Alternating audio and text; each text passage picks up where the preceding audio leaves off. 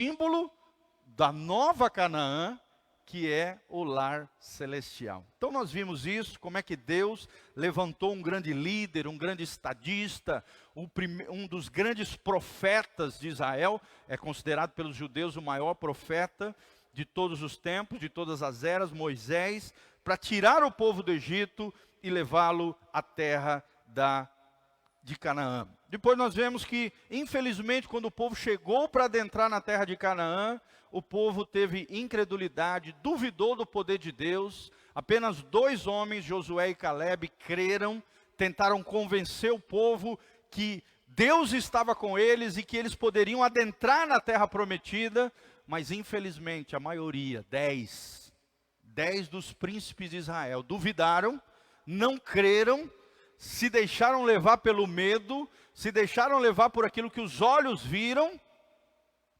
e infelizmente, tendo uma perspectiva negativa, incrédula, temendo o povo que lá estava na terra de Canaã, contaminar o povo de Israel, e por causa da incredulidade, da dureza de coração, da murmuração, o povo de Israel ficou 40 anos andando no deserto igual barata tonta. E ali Deus provou o coração, toda uma geração desfaleceu, morreu, porque duvidou do poder de Deus, mas Josué e Calebe, e uma nova geração, abaixo de 20 anos de idade, aí então adentrou na terra de Israel. Aí Deus usa também Moisés para estabelecer a lei mosaica, os 10 mandamentos e os 600 e poucos mandamentos do Senhor, a fim de organizar aquele povo escravo, cativo, numa grande nação organizada, socialmente, religiosamente e espiritualmente diante do Senhor, uma grande nação, a nação de Israel. Aí começou a conquista de Canaã, o tempo dos juízos que nós falamos. Logo em seguida, o povo pediu ao profeta Samuel um rei, né? E aí Deus, contrariado, é claro, não era o propósito de Deus, porque o propósito de Deus não é nem a monarquia, nem a democracia, irmão. O governo de Deus é a teocracia. Fala comigo, teocracia. Teocracia, o governo de Deus, através de homens separados por Deus, alinhados com o céu.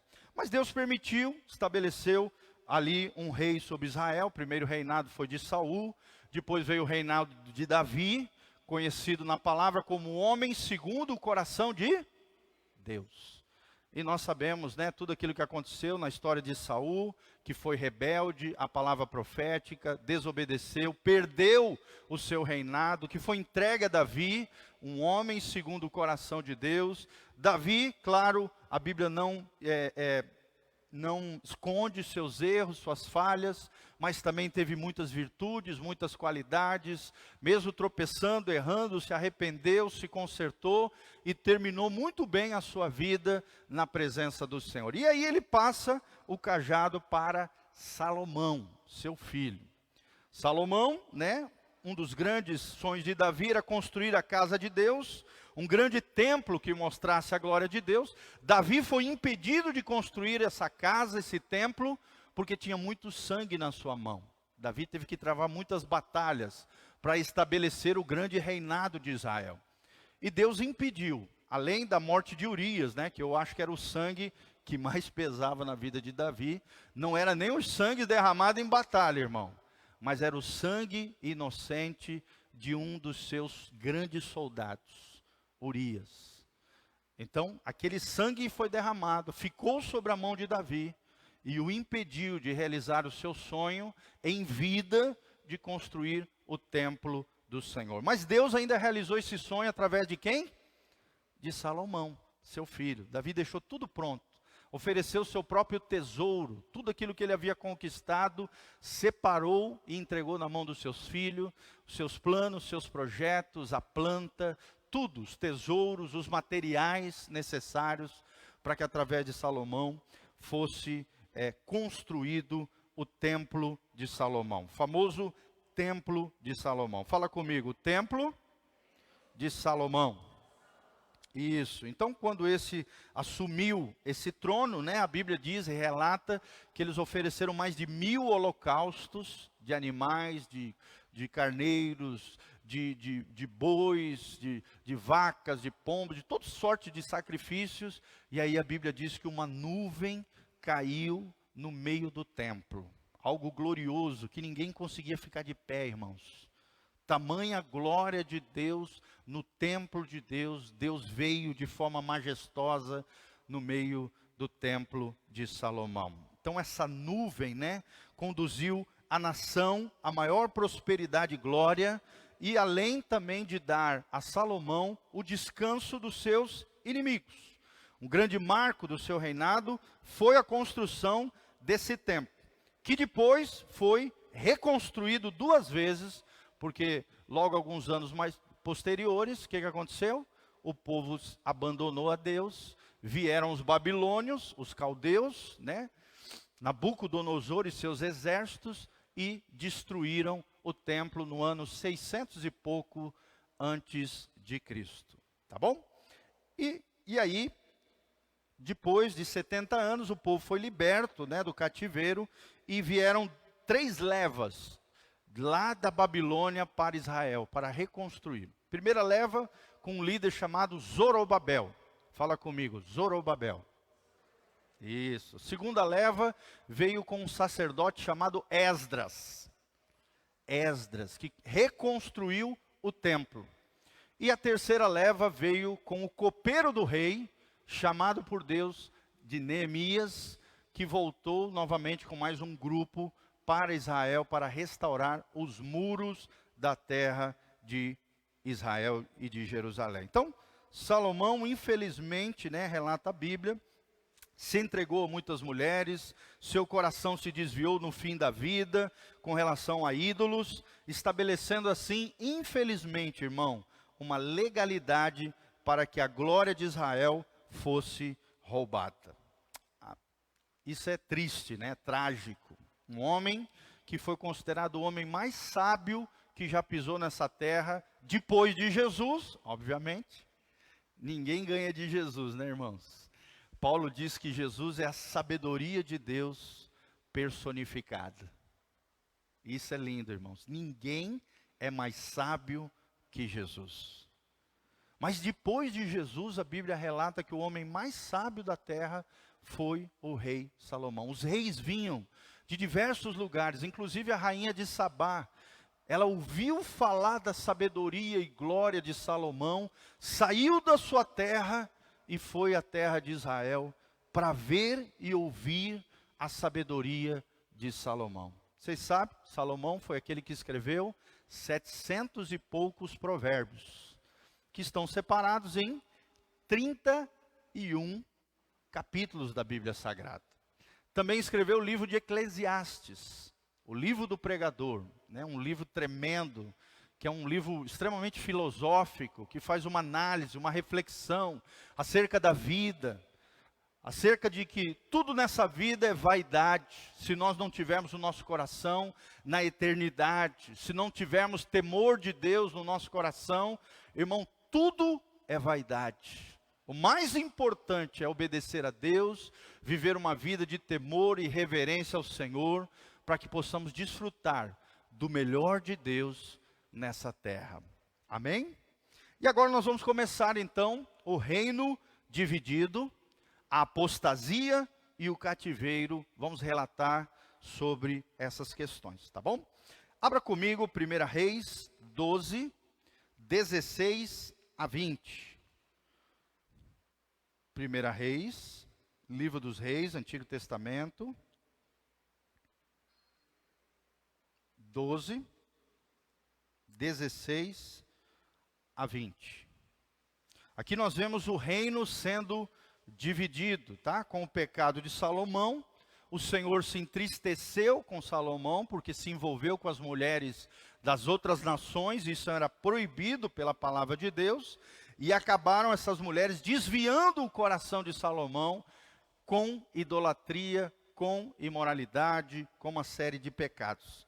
Então Deus permitiu que a nação fosse dividida. O relato dessa divisão está aqui em 1 Reis 12, 16. O texto sagrado diz: vendo, pois, todo Israel que o rei não lhe dava ouvidos, o rei aqui é seu filho, né, Roboão, tornou-lhe o povo a responder, dizendo: que parte temos nós com os filhos de Davi? Não há para nós herança no filho de Jessé? As tuas tendas, ó Israel, provê agora a tua casa, ó Davi. Então Israel se foi às suas tendas, e no tocante, porém, aos filhos de Israel que habitavam nas cidades de Judá, também sobre eles reinou Roboão. Então o rei Roboão enviou a Adorão, que estava sob os tributos, e todo Israel, ou seja, as demais 10 tribos, o apedrejou. E ele morreu. Mas o rei Roboão, filho de Salomão, se animou a subir ao carro para fugir a Jerusalém. Assim se rebelaram os israelitas contra a casa de Davi, até o dia de hoje. E sucedeu que, ouvindo todo Israel, que Jeroboão tinha voltado, enviaram e o chamaram para a congregação, e o fizeram rei sobre todo Israel, e ninguém seguiu a casa de Davi, senão somente a tribo de Judá. Vindo, pois, Roboão a Jerusalém, reuniu toda a casa de Judá, a tribo de Benjamim, 180.000 escolhidos, destros para a guerra, para pelejar contra a casa de Israel, para tentar restituir o reino a Roboão, filho de Salomão. 22, porém veio a palavra de Deus a Semaías, o profeta, o homem de Deus, dizendo: fala Roboão, filho de Salomão, rei de Judá, e a toda a casa de Judá, e a Benjamim e ao restante do povo: assim diz o Senhor, não subireis, nem pelejareis contra os vossos irmãos. Por quê, irmão? Porque aqui era todo mundo do mesmo povo, do povo de Israel. Não subireis, nem pelejareis contra vossos irmãos, os filhos de Israel. Volte cada um para a sua casa, porque eu é que fiz esta obra, diz o Senhor. E ouviram a palavra do Senhor e voltaram segundo a palavra do Senhor. Amém? Olha só. O que aconteceu aqui, irmãos? Um rei, filho de Salomão, chamado Roboão. Deus ainda foi bonzinho com Salomão no sentido que o preservou até o fim do reinado. Porque o livro de Eclesiastes deixa entender, pelo menos, muitos especialistas dizem que o livro de Eclesiastes foi escrito no final da vida de Salomão. É como se fosse uma pessoa idosa, tendo reflexões sobre as coisas que ele errou ao longo da sua trajetória, da sua vida. E aí parece, é o que deixa entender na Bíblia Sagrada, que Salomão se arrependeu ao final da sua vida. Caiu em si, se arrependeu das suas idolatrias, das suas prostituições, dos seus erros, das suas falhas. E aí nós cremos, à luz da palavra, e é o que nós vemos na história de Israel, que Deus teve misericórdia ainda de Salomão e não permitiu que essa divisão acontecesse na sua vida. Mas a consequência veio sobre o seu filho Roboão. Olha uma lição que nós aprendemos, irmãos. Às vezes os erros e falhas nossos como pais vão repercutir aonde?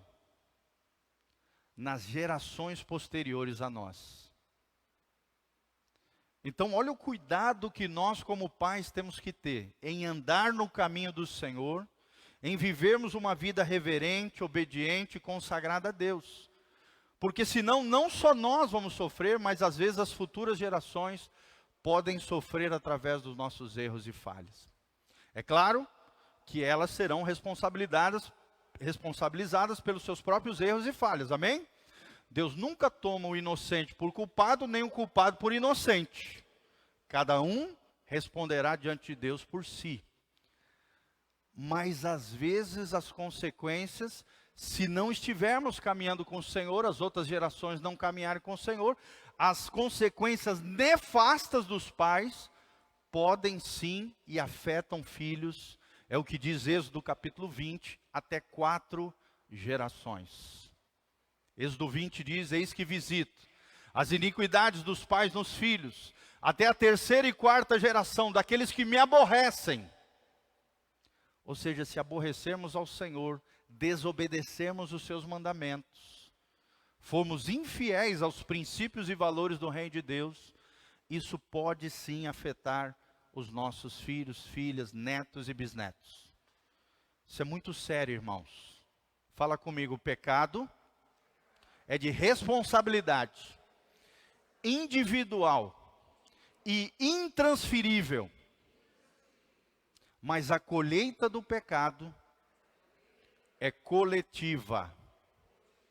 Presta atenção no que eu estou te ensinando. O pecado seu, é de sua responsabilidade. Você não pode transferir para mim, nem eu para você, os meus pecados. Mas a colheita dos nossos pecados afetam todas as pessoas que estão ligadas familiarmente e emocionalmente a nós. Sim ou não, irmãos? Dá um exemplo prático.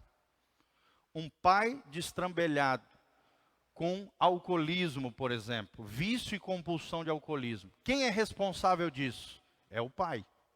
Sim ou não, irmãos? Ele pode transferir esse pecado para os filhos? Não.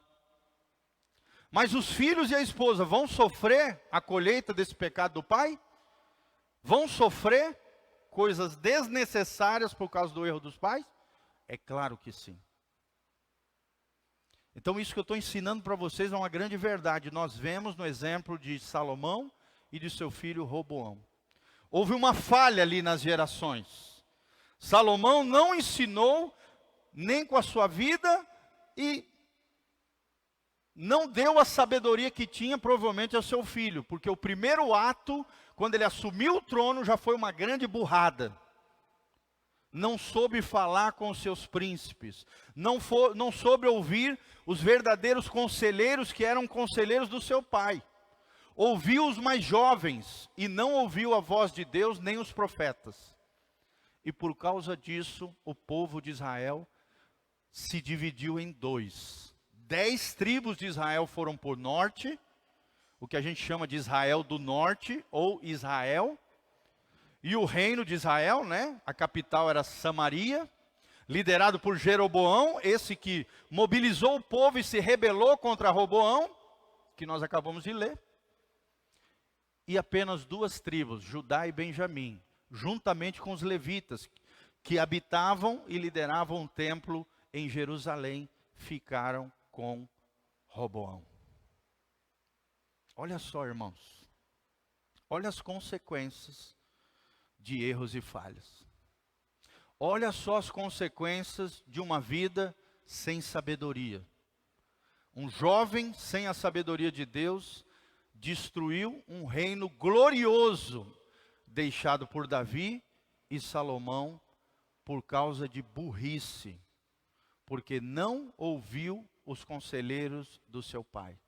Não ouviu os profetas do Senhor e ouviu os neófitos, que a Bíblia chama, os mocinhos, os jovenzinhos, destrambelhadinhos, seus amiguinhos, em vez de ouvir a voz de Deus e a ouvir a voz daqueles que realmente conhecem a Deus e temem ao Senhor. Olha que grande lição para nós. Quem são os seus conselheiros, irmãos? A quem você tem dado ouvidos? Quem é que guia sua amiga? São seus amiguinhos destrambelhadinhos? Ou é a voz de Deus, a voz profética, os conselheiros do reino de Deus na sua vida? Quem tem auxiliado você nas suas decisões, nas suas escolhas? Toma cuidado com relação a isso. Amém? Então, o filho de Salomão, Roboão, ficou com as 2 tribos. Seu servo, né? O seu servo, imagina, era um servo de Roboão. Era um dos generais dos seus exércitos. Se rebelou contra ele. E ficou com 10 tribos ao norte de Israel.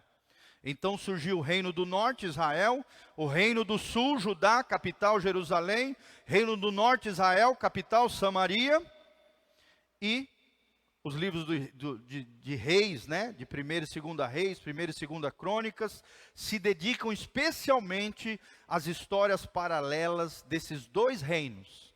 O reino do norte, o reino de Israel, e o reino do sul, o reino de Judá. Fala comigo, reino do norte, 10 tribos, Israel. capital Samaria. Reino do Sul, Judá e Benjamim, 2 tribos, capital Jerusalém. Então aprenda isso, irmãos. Um reinado todo foi dividido porque houve falta de sabedoria e também como consequência de erros e falhas do pai de Roboão, Salomão. É isso que a Bíblia diz.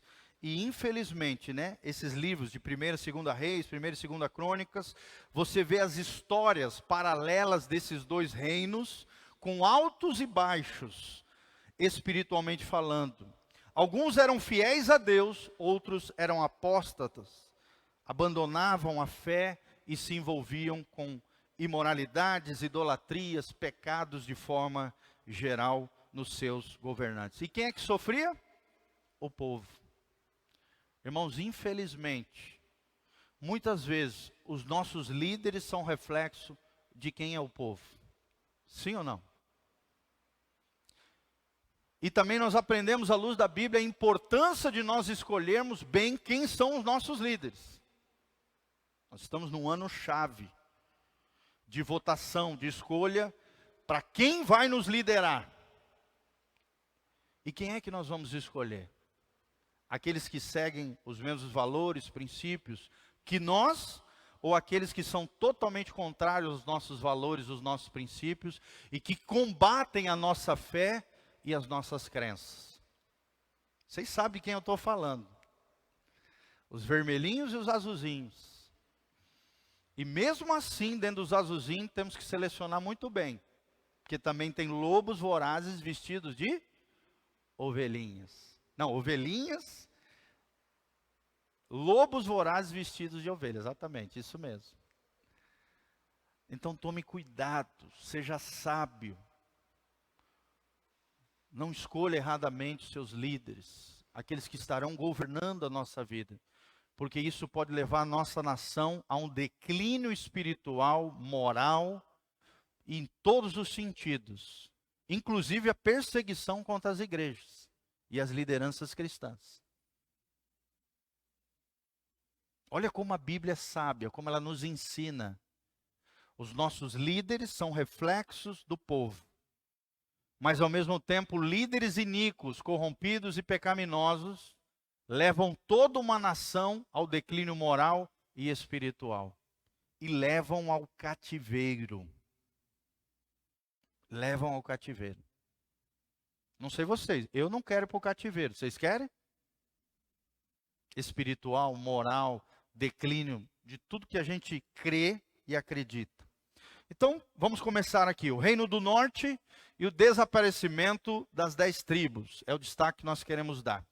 O Reino do Norte, ou conhecido como Reino de Israel, teve como capitais Siquém, Tirza e Samaria. Samaria foi aquela que manteve-se por mais tempo, né? Substituiu através das várias monarquias até o ano 722 antes de Cristo. Você tem uma ideia, praticamente no século 10 antes de Cristo até o século 8 antes de Cristo, praticamente 200 anos, levantando, caindo reis, levantando, caindo reis, reis bons, reis maus, e assim foi indo a terra de Samaria, né? O reinado de Israel. Quando as 10 tribos foram levadas para o cativeiro, então, Assírio. Houve um império chamado Assírio, daí que vem a palavra Síria, de um país lá no Meio Oriente, né? Nós conhecemos, chamado como Síria. A Síria até hoje é um barril de pólvora, irmãos. Sim ou não? É. Esse mesmo império que tinha como capital Nínive, e tem a cidade de Nínive até hoje lá na Síria, ele tomou o reinado de Israel, levou Israel para o cativeiro, para as suas terras. Então as 10 tribos foram levadas para esse cativeiro, é o que descreve lá em 2 Reis 17, de 5 a 41. E nunca mais voltaram como era antes. Nunca mais. Essas 10 tribos acabaram se perdendo, acabaram se misturando com outras 5 nações. Então, é o que a Bíblia relata. Israel teve bons e maus reis. Recebeu a palavra de Deus através dos profetas, mas muitas vezes desprezavam a palavra de Deus. Um exemplo de dois profetas que atuaram no reino de Israel foi Elias e Eliseu. Fala comigo, Elias e Eliseu. Quem já ouviu histórias de Elias e Eliseu? São dois dos grandes profetas de Israel. Elias, para você ter uma ideia, Elias não morreu. O que aconteceu com Elias? Foi arrebatado em vida. Olha que coisa gloriosa, né? Imagina eu e você não experimentarmos a morte física, Deus mandar uma carruagem de fogo para nos pegar e nos levar para o céu. Que coisa gloriosa, hein?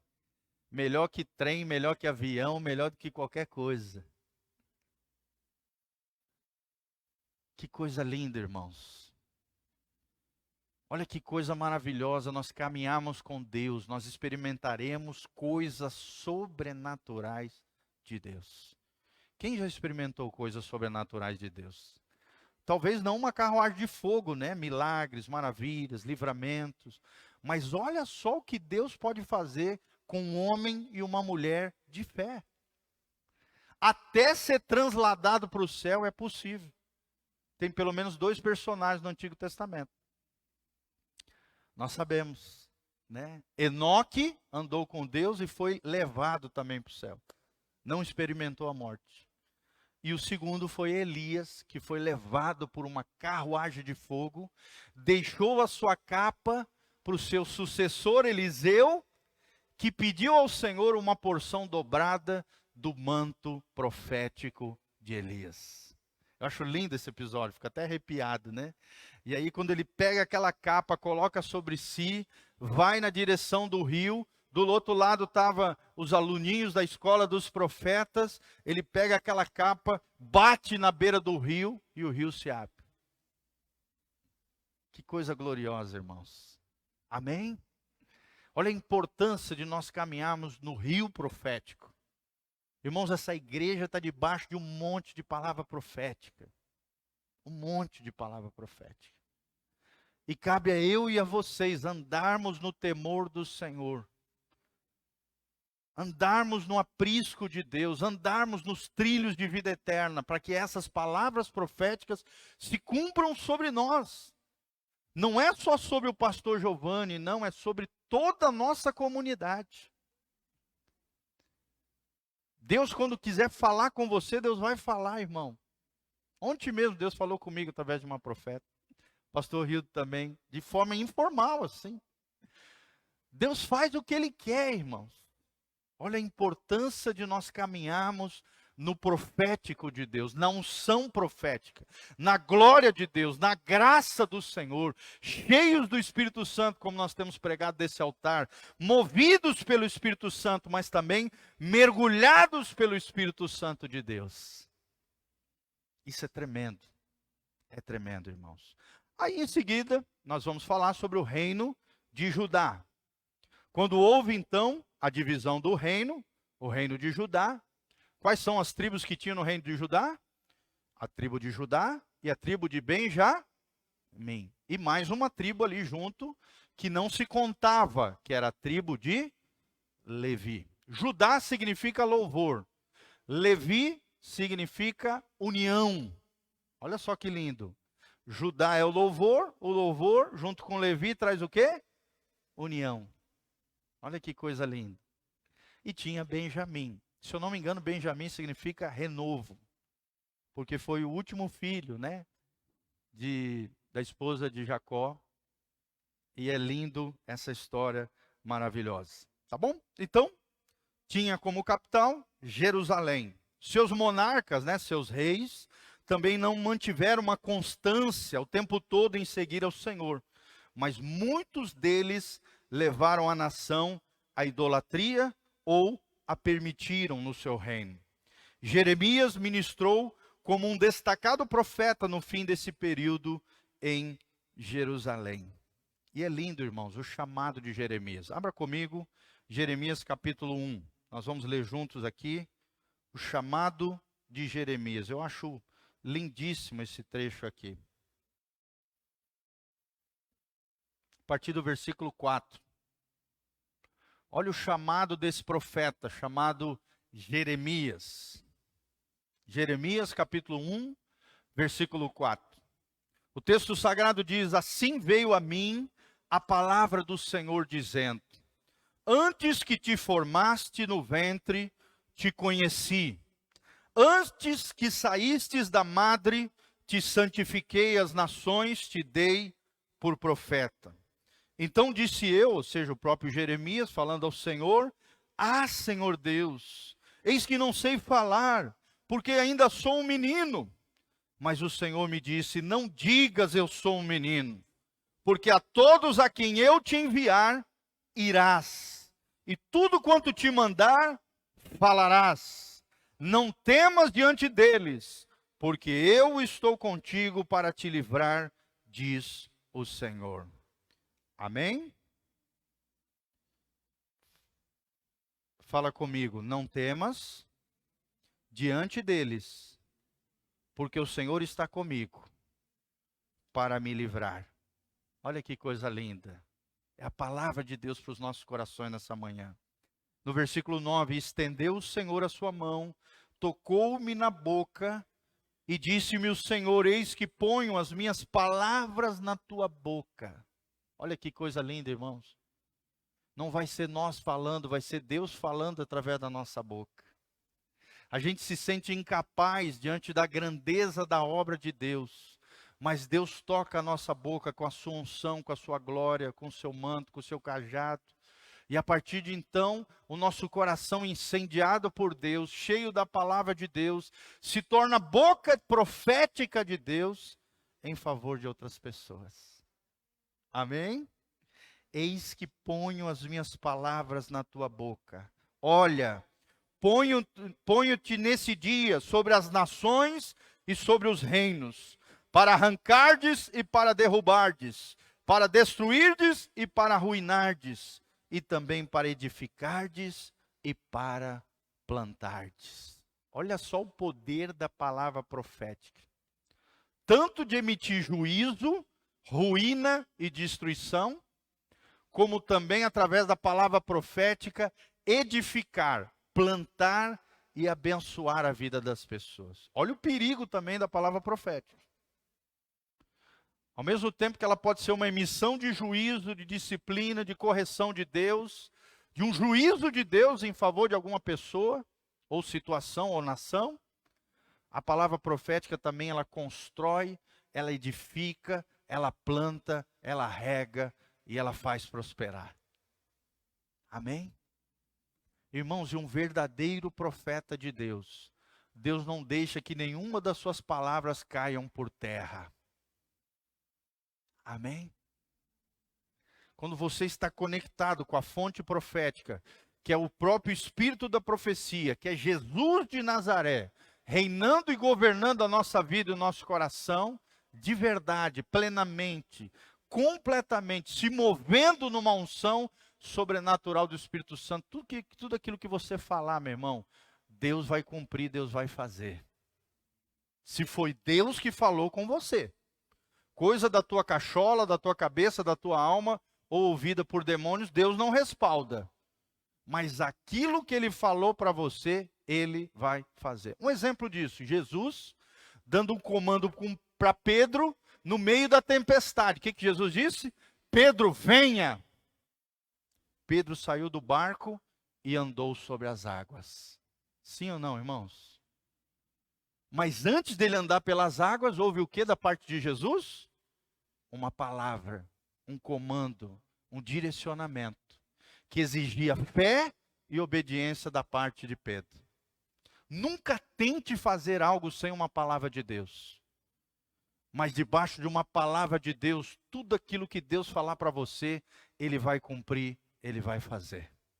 A Bíblia diz: eu zelo pela minha palavra, para cumpri-la.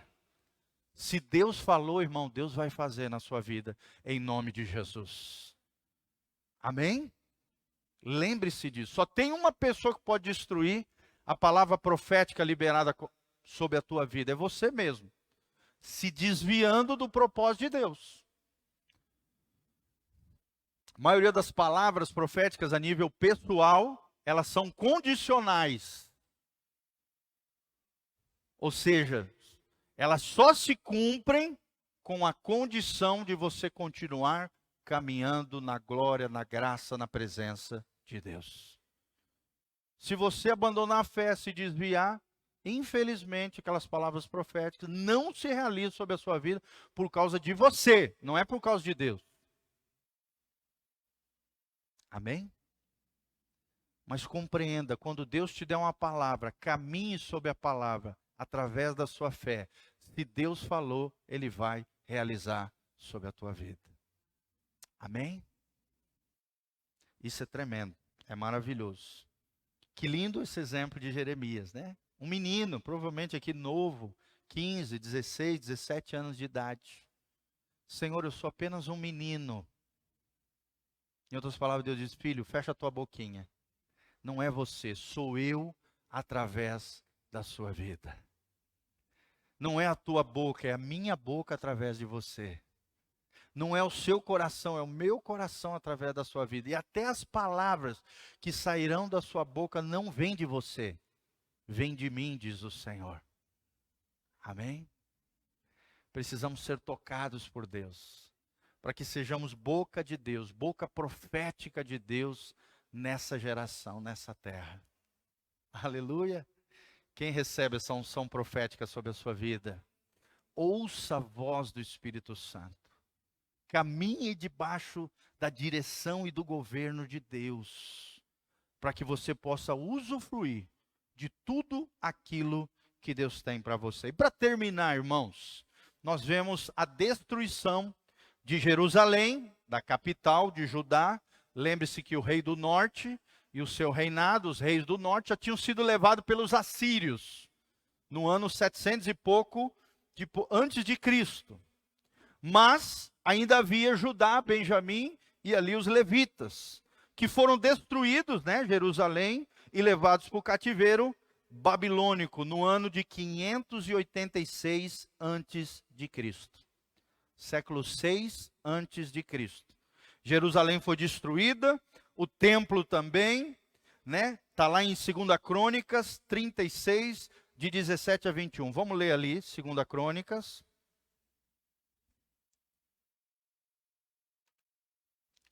36, 17 a 21. 2 Crônicas 36, 17 a 21. O texto sagrado diz, porque fez subir contra eles, Deus, né, aqui, através de um juízo, o rei dos caldeus, Nabucodonosor, nós sabemos, o qual matou os seus jovens à espada, os jovens de quem? Do reino de Judá, do reino do sul. Matou os seus jovens à espada na casa do santuário, não teve piedade nem dos jovens, nem das donzelas, nem dos velhos, nem dos decrépitos, a todos entregou na sua mão. E todos os vasos da casa de Deus, grandes e pequenos, os tesouros da casa do Senhor, os tesouros do rei e dos seus príncipes, tudo levou para a Babilônia. 19. E queimaram a casa de Deus, derrubaram os muros de Jerusalém, todos os seus palácios queimaram a fogo, destruindo também todos os seus preciosos vasos, e os que escaparam à espada levaram cativo para a Babilônia. Fizeram-se servos dele e de seus filhos até o tempo do reino da Pérsia. Para que se cumprisse a palavra do Senhor pela boca de Jeremias, olha o profeta aqui, até que a terra se agradasse de seus sábados, todos os dias da assolação, ou seja, do cativeiro, da desgraça, do juízo, até que os 70 anos se cumpriram. Quem era o homem que liberou essa palavra? Jeremias. Os reis não acreditavam, zombavam, jogaram Jeremias dentro de um fosso. E até do fosso Deus libertou Jeremias. Mandou um general ir lá, mandaram tirar Jeremias. Jeremias foi levado também junto com o povo que sobrou dessa chacina, foi levado junto com o povo cativo para a Babilônia. Irmãos, a palavra que Deus liberou através do profeta Jeremias não caiu por terra. O juízo emitido pelo profeta Jeremias, por mais que zombaram, duvidaram, o bateram, o lançaram no fosso, Deus cumpriu cada uma das palavras proféticas. Fala comigo, Deus respalda os seus servos. Irmão, se tem uma coisa que Deus faz é respaldar quem realmente está alinhado à palavra profética, quem realmente está alinhado ao coração de Deus. Se você for de Deus, estiver alinhado com o céu, debaixo de palavra profética, nada nem ninguém pode te resistir. Pode te destruir ou pode acabar com você. Por quê? Maior é aquele que está em nós do que aquele que está onde? No mundo. Se Deus é por nós, quem será? Contra nós. Se te condenarem, se te perseguirem, se te baterem, se te lançarem no fosso, se Deus estiver com você, de lá Ele te libertará. E Ele não deixará que nenhuma palavra profética que você liberará através de uma unção e de uma conexão com o céu caia por terra. Deus agirá, Deus cumprirá conforme a sua palavra. Amém? O povo judeu então foi levado para o cativeiro babilônio, de onde somente uma parcela voltou. Como eu falei, 3 levas: Zorobabel, Esdras e Neemias. Fala comigo, Zorobabel, Esdras e Neemias. Esdras restaurou o quê? O templo de Israel. Neemias restaurou o quê? Os muros da cidade de Jerusalém. É lindo, está lá no livro de Esdras, está lá no livro de Neemias. Você pode ler toda essa história linda que a palavra de Deus descreve, tá? Então, durante a época do cativeiro, levaram-se grandes profetas como Jeremias, Daniel, o grande Daniel, né? E Ezequiel. O primeiro, que no caso aqui é Jeremias, sofreu profundamente com a vergonha de Jerusalém. Ele viu diante dos seus olhos o que aconteceu. Sua amargura ficou registrada no livro de Lamentações. Lamentações de Jeremias é um livro de choro, de pranto, de clamor, por tudo aquilo que ele vivenciou nessa saída, na glória de Israel sendo consumada e transformada num juízo e numa disciplina de Deus. Por isso, livro de Lamentações. Já Daniel, né, o livro de Daniel, de 1 a 12, capítulo 1 a 12, foi levado cativo para a Babilônia. E lá se tornou um homem de influência no império, graças à sua fidelidade e à sua fé no Deus de Israel. Amém? A Bíblia descreve que Daniel, 3 vezes por dia, ia na sua varanda, abria suas ventanas, as suas janelas, e orava de joelho prostrado na direção de Jerusalém, clamando a Deus, pedindo perdão pelos pecados dos seus pais, dos seus antepassados, clamando a Deus que resgatasse, redimisse, agisse com graça, com misericórdia e levasse de volta o povo para a terra de Israel. E por causa da sua fidelidade, da sua lealdade, da sua fé, ele se tornou um dos principais, foi um dos presidentes, dos governadores, das províncias, de toda a terra da Babilônia, dos caldeus. E por vários impérios, ele perdurou nessa posição gloriosa diante de Deus. Tanto é que o rei Nabucodonosor falou: quem é como Daniel, cujo o espírito dos deuses está sobre ele? Olha que coisa gloriosa, irmãos.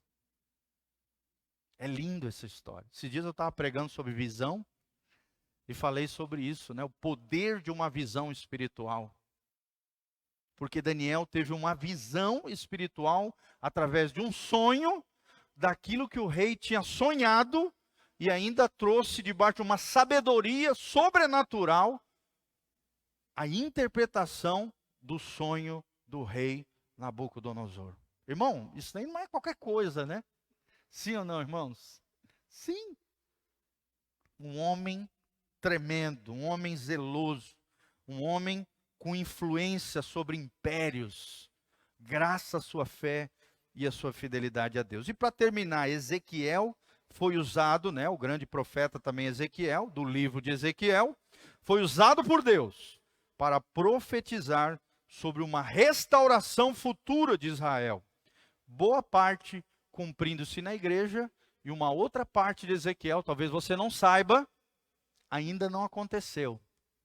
Mas vai acontecer na segunda volta de Jesus, quando Jesus reinar no que a gente chama de milênio, o reino milenial de Cristo sobre a terra. Amém, queridos? Quantos aprenderam aí nessa manhã na escola bíblica dominical? Coloca a mãozinha no seu coração, fala: Senhor, me ajude a caminhar numa palavra profética, a caminhar na tua unção, na fidelidade, na fé e na obediência a Deus. Senhor, que eu possa aprender com todos esses exemplos o que eu não devo fazer e o que eu preciso fazer, obedecendo a tua palavra. Senhor, dá-me um coração de caminhar debaixo da tua palavra, debaixo da tua sabedoria do alto, para que eu não venha errar diante das escolhas da vida, e muito menos a minha família venha sofrer através de erros e falhas pelas minhas escolhas equivocadas. Senhor, aviva o meu coração, aviva a minha vida, derrama uma unção profética, gloriosa, de fidelidade, de fé, de graça, de glória, do favor e do respaldo do céu sobre a minha vida